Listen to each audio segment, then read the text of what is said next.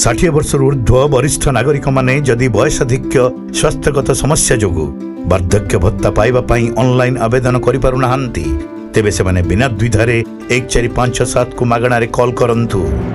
नमस्कार एल्डोलाने आपनको स्वागत कहूँ तो आपन किपरि सहायता कर परिबे। 1457 आज्ञा सर वार्धक्य भत्ता पाई आज्ञा 1457 को कॉल कले दरखास्त दाखल करिबा बाबदरे सबु सहायता जोगाई दिया जिवो।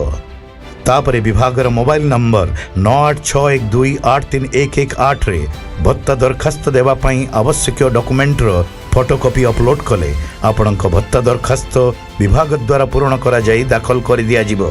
भत्ता दरखास्त मंजूर रो अग्रगति संपर्क रे मध्य 1457 को फोन करी जानी हेबो।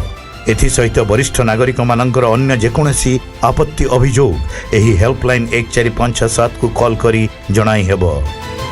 1457 को कॉल करंतु आपणक असुविधा दूर करिबारे आमको सहभागी करांतु।